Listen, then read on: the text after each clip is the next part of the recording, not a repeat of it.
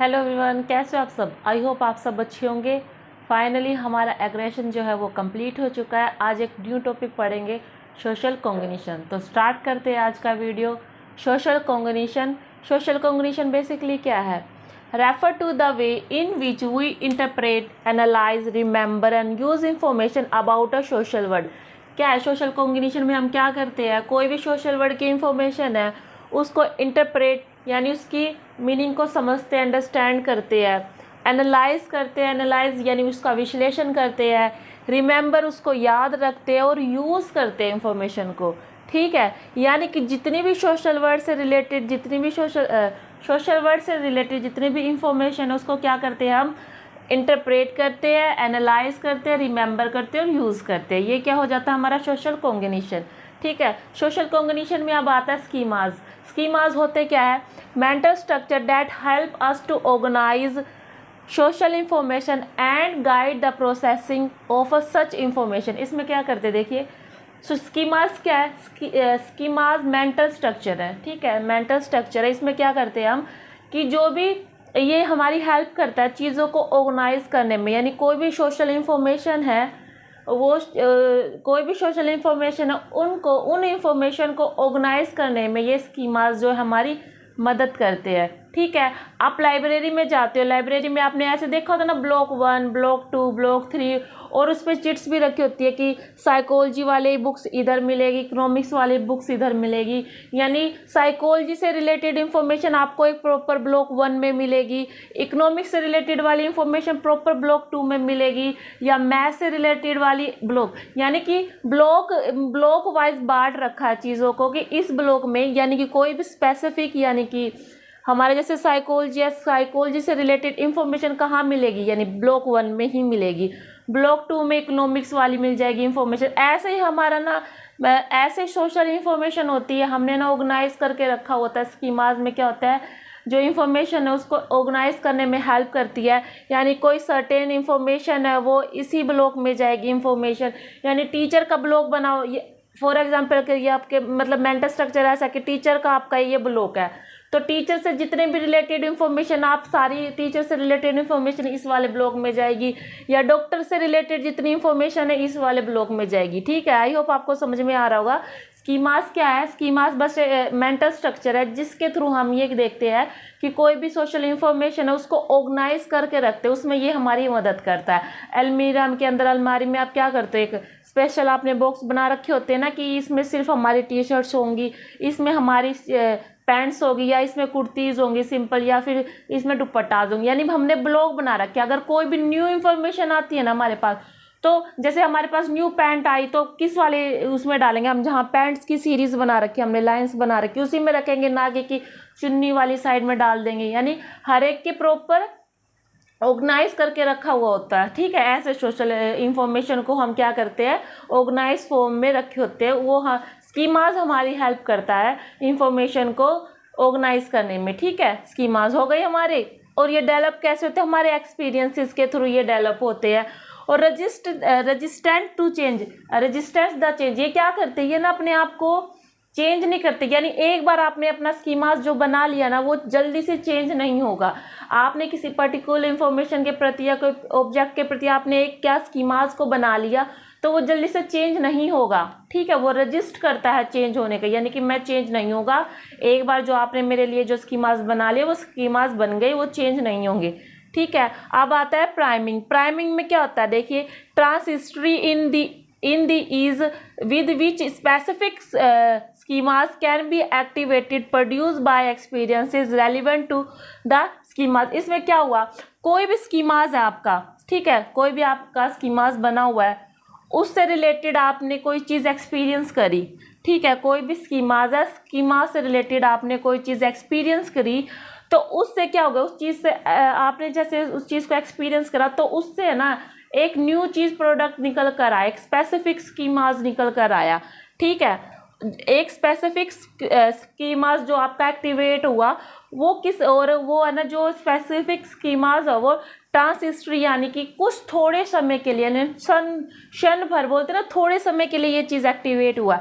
देखिए, आपका कोई भी स्कीमाज है, ठीक है, कोई स्कीमाज है, कोई भी स्कीमा लगा लो, स्कीमा आया तो स्कीमा से आपने उससे कोई एक्सपीरियंस किया चीज़, उस चीज़ से क्या किया, कोई स्कीमा था, स्कीमा से आपने कोई चीज़ एक्सपीरियंस करी, एक्सपीरियंस करने से क्या हुआ कि उससे ना एक स्पेसिफिक आपका स्पेसिफिक स्कीमाज एक्टिवेट हुआ। ठीक है, यहाँ स्पेसिफिक स्कीमाज आपका एक्टिवेट हो गया, और वो भी ये जब ये जो वाला स्पेसिफिक स्कीमाज जो आपका एक्टिवेट हुआ है वो थोड़े समय के लिए हुआ है। ये वाला क्या हुआ है, थोड़े समय के लिए आपका जो ये स्पेसिफिक स्कीमाज है वो एक्टिवेट हुआ है। अब एग्जांपल के थ्रू चलते हम।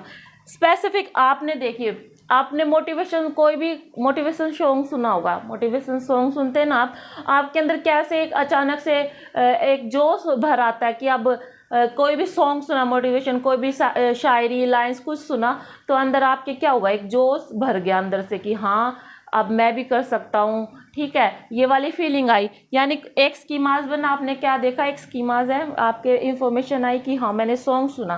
ठीक है, सॉन्ग सुनने के बाद आपने उस चीज़ को एक्सपीरियंस किया। अब एक्सपीरियंस करने के बाद अब आपके अंदर क्या आता है कि आपने देखा कि मेरी बुक्स भी सामने पड़ी हुई है। ठीक है, मेरी बुक्स भी सामने पड़ी हुई है। आप उस बुक्स को पढ़ना स्टार्ट कर देते हो कि हाँ मेरे अंदर भी वो कैपेसिटी है कि मैं भी कुछ कर सकता हूँ अपनी लाइफ में। ठीक है, मैं भी अचीव कर सकता हूँ, है ना। मोटिवेशन सॉन्ग सुनकर हमारे अंदर कुछ टाइम के लिए ऐसा होता है ना कि पता नहीं क्या मैं उखाड़ दूंगा, आज ही सब कुछ सिलेबस आज ही कंप्लीट करके रख दूंगा ना, ये वाली फीलिंग होती है जब भी कोई सॉन्ग सुनते हैं, है ना। ऐसा आता है ना, वो ट्रांसिस्टरी टाइम के लिए, मतलब थोड़े समय के लिए आता है। जो कुछ आपके अंदर जो जोश आता है ना वो थोड़े टाइम के लिए आता है ना। तो वही चीज़ ये है, कोई भी एक स्कीमा यानी आपने मोटिवेशन सॉन्ग को सुना, एक्सपीरियंस किया, फिर उससे अंदर आपके अंदर क्या स्पेसिफिक स्कीमाज एक्टिवेट हुआ, जल्दी जल्दी से यस मैं कर सकता हूँ, आई कैन डू इट, ये वाली फीलिंग आने लगी आपके अंदर, हाँ मैं कर सकता हूँ। और आपके सामने आपकी बुक्स पढ़ी है, पढ़ने लग जाते हो जल्दी जल्दी जल्दी जल्दी, है ना, कि आज सबको सिलेबस कंप्लीट कर लूँगा, बस जितना है ना आज ही के दिन मैं कर लूँगा, है ना। थोड़े आपको कोई मोटिवेट करता है, हाँ तू कर सकता है या तू कर सकती है, आप क्या करते हो उसी टाइम आपके अंदर जोश बन जाता है। उस जोश के चलते हुए आप हाँ आज ही मैं सारी किताबें पढ़ दूंगा, मेरे को सिलेबस करना, मेरे को पढ़ाई शुरू करनी है और अभी से स्टार्ट करनी है। सॉन्ग सुनने के बाद, मोटिवेशन लेने के बाद तो आप ये सोचोगे कि आज ही से शुरू कर दूँ मैं, आज ही से मेरे को ये सब करना है। ठीक है, ये हो जाता है। फिर इससे आप है ना, ये तो हो जाएगा हमारा प्राइमिंग। एक और एग्जांपल ले लो, जैसे इन्वायरमेंट डे पे आपने देखा होगा ना, इन्वायरमेंट डे पर एक स्कीमाज हो गया, सब कोई स्टेटस लगा रहा है, कोई पौधे लगा रहा है और पिक्चर्स क्लिक करा रहा है, यानी आपके उस टाइम पे भी क्या होता है कि स्कीमाज जनरेट हो जाता है वो स्पेसिफिक। फिर आप भी वैसा ही करना स्टार्ट करते हैं दूसरों को देख कर कि हाँ सर कोई स्टेटस लगा रहा है, फिर आपके अंदर भी वो जोश भर जाता है, फिर आप भी कुछ ना कुछ करते हो, पौधे लगाते हो, चाहे कुछ भी करते हो या स्टेटस लगाते हो। तो ये हो जाता है हमारा प्राइमिंग। और अनप्राइमिंग इसका उल्टा हो जाता है। प्राइमिंग में तो हमने हमारे अंदर कोई स्कीमाज एक्टिवेट हुआ, यहाँ पर कोई स्पेसिफिक स्कीमाज जो है हमारा एक्टिवेट हुआ, लेकिन अनप्राइमिंग में क्या हो जाता है, डिक्रीज हो जाता है। यहाँ पर तो इंक्रीज होगा, इंक्रीज आएगा यहाँ पे, ठीक है, ट्रांसिटरी इंक्रीज आएगा यहाँ, इंक्रीज, ठीक है। अब यहाँ पे क्या होगा, डिक्रीज इन द इन्फ्लुएंस, जो भी हमारी प्राइमरी नॉलेज है, प्राइम नॉलेज आई ना हमारे अंदर, कुछ करिए वाला जो हमने मोटिवेशन सॉन्ग सुनकर आया ना, वो हमारी प्राइम नॉलेज होगी ना। प्राइम नॉलेज क्या होता, वो जो इन्फ्लुएंस होता है वो क्या होता है, डिक्रीज होना स्टार्ट हो जाता है।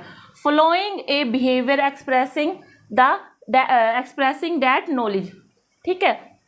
अब क्या हुआ, आपने कोई मोटिवेशन सॉन्ग सुना, मोटिवेशन सॉन्ग सुनने के बाद क्या हुआ, आपके अंदर जोश भर आया, जोश भरने के बाद आप सच में क्या है, किताब उठाकर पढ़ना स्टार्ट कर देते हो कि आज ही मैं सब कुछ पढ़ लूँगा, ठीक है। वहाँ आपने उस चीज़ को एक्सपीरियंस किया, उस बिहेवियर को किया जो आपने मतलब ठाना था कुछ करने का, तो आप उस चीज़ का बिहेवियर कर देते हो, यानी कि बुक पढ़ना स्टार्ट कर देते हो, वो अनप्राइमिंग हो जाता है।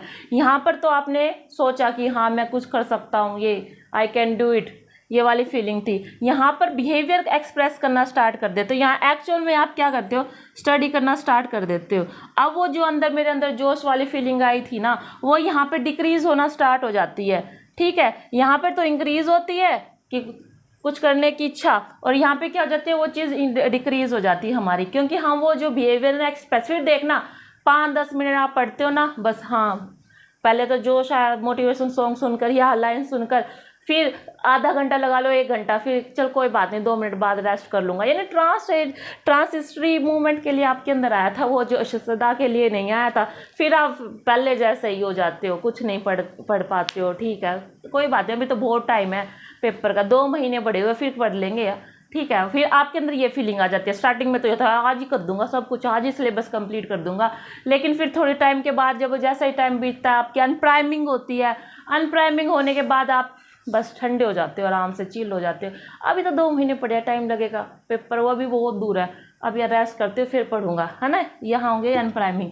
अब ये था प्रिजर्वेंस इफेक्ट। प्रिजर्वेंस इफेक्ट में क्या होगा? Tendency for schemas to remain unchanged even in the face of contradictory information. यानी कि इसमें क्या है, कोई भी इंफॉर्मेशन जो कॉन्ट्राडिक्टरी है, यानी मेरा विरोधाभास है, जो मेरी इंफॉर्मेशन से रिलेटेड नहीं है, मेरे विरोधाभास इंफॉर्मेशन है, मैं उस चीज़ को एक्सेप्ट नहीं करता हूँ और उससे मैं चेंज भी नहीं होता। रिमेन अनचेंज्ड, यानी कि कोई ऐसी इंफॉर्मेशन आई है, चाहे मेरा कॉन्ट्राडिक्टरी क्यों ना हो, लेकिन मैं फिर भी इफेक्ट नहीं होता, अनचेंज रहता हूँ। यानी कि जैसे है ना, अब हस्बैंड वाइफ में लगा लो, वाइफ को कितना ही बोल रहा हो कि आपका हस्बैंड जो आपको चीट कर रहा है, आपका हस्बैंड आपको चीट करता है, वो बोलती है नहीं मेरा हस्बैंड ऐसा कर ही नहीं सकता। वो ब्लाइंडली होकर अपने हस्बैंड पर जो विश्वास कर रही है। कॉन्ट्राडिक्टरी इंफॉर्मेशन, यानी कि ना विरोधाभास इंफॉर्मेशन होने के कारण भी वो है ना उस चीज़ को एक्सेप्ट नहीं कर पा रही, वो बोलती रहती है नहीं मेरा हस्बैंड ऐसा कर ही नहीं सकता। ठीक है, यानी कि इसमें क्या हो गया, कितनी ही कॉन्ट्राडिक्टरी इंफॉर्मेशन उसको एक्सेप्ट नहीं करती है। अपना जो विश्वास है, जो अपना बिलीव है, वो ही दिखाती है कि मेरा हस्बैंड तो ऐसे नहीं कर सकता, भले ही उसके पास कितने सबूत क्यों ना हो। ठीक है, ये हो जाता हमारा ये प्रिजर्वेंस इफेक्ट। आगे आता हमारा ह्यूरिस्टिक देखिए, heuristic are a simple rules for making complex decision. Heuristic क्या है? एक सिंपल रूल है, ठीक है, जिसमें हम क्या करते हैं, कॉम्प्लेक्स डिसीजन लेना होता है ना, वहाँ पर इसका यूज़ करते हैं। Drawing reference in a rapid efficient manner. यानी ह्यूरिस्टिक क्या होगा? ह्यूरिस्टिक एक सिंपल रूल है किसके लिए? Making complex decision. आपका कोई भी कॉम्प्लेक्स यानी कोई भी कठिन डिसीजन है ना, आपको लेना है, लेकिन आप एक ऐसे सिंपल वे में लेते हो। कोई भी कॉम्प्लेक्स डिसीजन है, उस डिसीजन को आप सिंपल वे में लेना, वो ह्यूरिस्टिक होता है। ठीक है, यहाँ पर क्या करते हैं आप, जो इन्फ्रेंस लगाते हैं ना, अनुमान लगाते हैं, वो बहुत ही जल्दी से लगाते हैं, रैपिडली लगाते हैं, लेकिन एफिशिएंट होता है। ठीक है, इसमें क्या होगा? ह्यूरिस्टिक शॉर्टकट मारना, यानी कि आपने एक लॉन्ग टर्म ना लेते हुए, स्टेप को फॉलो करते हुए आप एक शॉर्टकट मार देते हो, है ना। जैसे आपको कहीं मार्केट जाना होता है, मार्केट जाते हो आपको इन गलियों से जाना होता है ना, पहले इधर राइट जाना, फिर लेफ्ट जाना, राइट जाके लेफ्ट, राइट, ऐसे करते रहते हो ना। लेकिन यहाँ पर कोई शॉर्टकट मार के सीधा यू टर्न लेके चला जाए, वो इधर उधर ना जाके सीधा चला जाए, यानी कि उसने एक शॉर्टकट मार दिया, रैपिड भी हो गया वो मेरा काम और एफिशिएंट भी हो गया, यानी मेरे से टाइम भी बच गया, है ना। क्या हो गया कि आप मार्केट जा रहे थे, लेकिन आपको क्या हुआ, आपको एक रास्ता ऐसा पता है, जैसे एक तो नॉर्मल रास्ता होता कि लॉन्ग, वो काफ़ी टाइम लगेगा मेरे को वहाँ जाने में, लेकिन आप क्या करते हो, उसे शॉर्टकट मार के जाते हो ना, वो ह्यूरिस्टिक है। यानी आपको कोई भी कहीं भी कॉम्प्लेक्स डिसीजन लेना होता है ना, आप क्या करते हो, एक सिंपल रास्ता अपना लेते हो उस कॉम्प्लेक्स डिसीजन को करने के लिए, आपकी प्रॉब्लम सॉल्व हो जाती है। ठीक है, इसमें क्या है, ये क्या है, एक ये तो मेंटल शॉर्टकट, आप शॉर्टकट का यूज़ करते हो। रूल ऑफ थंब है बेस्ड ऑन प्रायर एक्सपीरियंस। पहले आपने एक्सपीरियंस करा था ना, फिर जैसे आप फर्स्ट टाइम पे ये जैसे आप सीधे ना जाके कोई शॉर्टकट अपने आप बना लिया, तो आपने प्रायर एक्सपीरियंस कर लिया, यानी कि पहले आपने एक्सपीरियंस किया।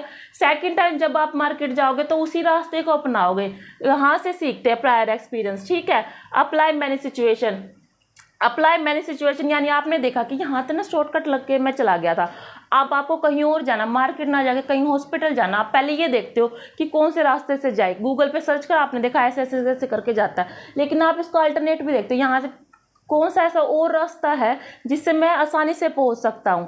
ठीक है, आप वो अल्टरनेट और चूज़ कर लेते हो, शॉर्टकट मारते हो, यानी कि आप एक अप्लाई मैनी सिचुएशन, यानी कि आप बहुत सारी सिचुएशन के अंदर ह्यूरिस्टिक को लगा सकते हो, ठीक है। Not granted solution. अब ये देखिए, आपने चलो सोचा शॉर्टकट मार लो, लेकिन आपको क्या पता कि वहाँ पे जो कंस्ट्रक्शन का काम शुरू हुआ है, यानी कि आपको शॉर्टेज तो नहीं हुई कि आपकी प्रॉब्लम सॉल्व हो जाएगी, वहाँ पे आपको मार्केट में सीधा पहुँचोगे। शॉर्टकट तो मार लिया आपने, क्या पता रोड जाम हो रहा हो या फिर कंस्ट्रक्शन का काम हो, यानी कि हमें ये पक्का जो है सोल्यूशन नहीं देता, गारंटेड सोल्यूशन नहीं देता है, ठीक है। ये हो जाता है हमारा ह्यूरिस्टिक। ह्यूरिस्टिक क्या होता है? एक सिंपल रूल्स होता है जिससे हम कॉम्प्लेक्स डिसीजन को लेने में, जो हमें कॉम्प्लेक्स डिसीजन को लेने में हेल्प करता है, ठीक है। अब टाइप आ जाते हैं रिप्रेजेंटिवनेस ह्यूरिस्टिक। रिप्रेजेंटिवनेस ह्यूरिस्टिक में क्या होता है? Making judgement based on current stimuli और इवेंट रिसेंबल अदर स्टिमुलाई और कैटेगरी। इसमें क्या होता है कि रिप्रेजेंटेटिव ह्यूरिस्टिक में हम एक जजमेंट बनाते हैं, किसके बेस पर? करंट स्टिमुलाई के बेस पर, और इवेंट रिसेंबल अदर, कोई उससे अलग अदर स्टिमुलाई और कैटेगरीज में रिसेंबल करते हैं। देखिए आप है ना, आपने कोई जजमेंट बनाई, आपको पंजाबी कोई एक ऐसा पर्सन मिलता है ये जो पगड़ी बांधे हुए है, जिसकी अच्छी सारी दाढ़ी भी आई हुई है, तो आपने क्या अज्यूम किया कौन होगा वो?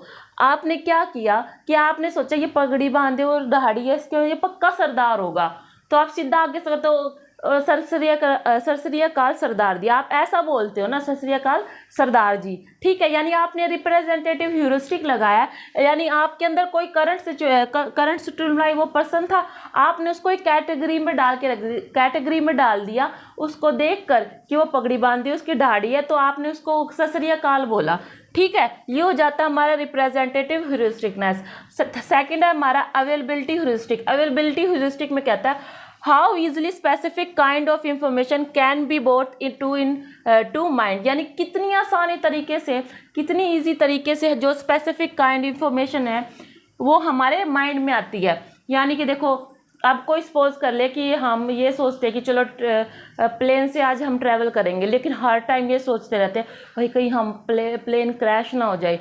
यानी आपका सबसे पहले क्या माइंड में आ रहा है कि अब मैं ट्रैवल तो करने की सोच ली अब मेरे को प्लेन में, लेकिन कहीं वो प्लेन क्रैश ना हो जाए। आपको बार बार वही ख्याल आते रहते हैं, लेकिन है ना फिर सोचे कैंसिल ही कर देते हो उसको, चलो रहने दो, मैं ना कार से ड्राइव कर लेंगे, ड्राइव करके जाएंगे। लेकिन आपको देखा होगा कि प्लेन से तो बहुत कम चांसेस होते हैं एक्सीडेंट होने के या क्रैश होने के, जब सबसे ज़्यादा तो कार से जो आप रोड पे चलते हो उस पर ज़्यादा एक्सीडेंट होते हैं ना। यानी श्योरिटी नहीं थी इस ह्यूरिस्टिक में, ठीक है। अवेलेबिलिटी ह्यूरिस्टिक मतलब हाउ, कितनी आसानी तरीके से कोई इंफॉर्मेशन हमारे माइंड में आती है।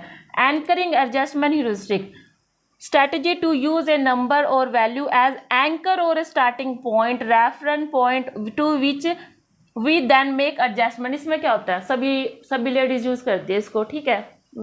क्या हस्बैंड लोग भी यूज़ करते हैं, बॉयज़ भी यूज़ करते हैं ना इसको, एंकरिंग एडजस्टमेंट में। क्या शॉपिंग करी होगी ना आपने, शॉपिंग करते हो तो आप बोलते हो ना भैया ये सूट कितने का, भैया बोलते हैं 1000 रुपये का है, ठीक है ना, भैया ये तो बहुत ज़्यादा महंगा, आप कुछ कम करो, 1000 का तो कहीं से नहीं लगता। तो बोला भाई नहीं ये 1000 रुपये का, तो आप ये इसने तो स्टार्टिंग पॉइंट अपना रख दिया, स्टार्टिंग पॉइंट बता दिया भाई 1000 रुपये का है, ठीक है। तो आप बोलते नहीं भैया 1000 का तो मैं नहीं लूँगी, आप मेरे को ये 700 में दे दो। आप उसको ये बोलते हो, कहते नहीं बहन 700 रुपये में तो मुझको ही नहीं पड़ रहा, तो आप उसको बोलते हो चलो ठीक है भैया, ना आपकी ना मेरी 800 रुपये में दे दो। ये हो गया, 1000 रुपये का सूट था, आपने बोला स्टार्टिंग में, स्टार्टिंग पॉइंट भैया ने क्या रखा 1000 रुपये का। फिर बाद में क्या हुआ कि नहीं भैया बहुत ज़्यादा कॉस्टली है, मैं नहीं लूँगी, आप 700 का लगाओ। फिर सेकंड पॉइंट में बोला 700, नहीं इतना नहीं है, हमारे में नहीं पड़ता है।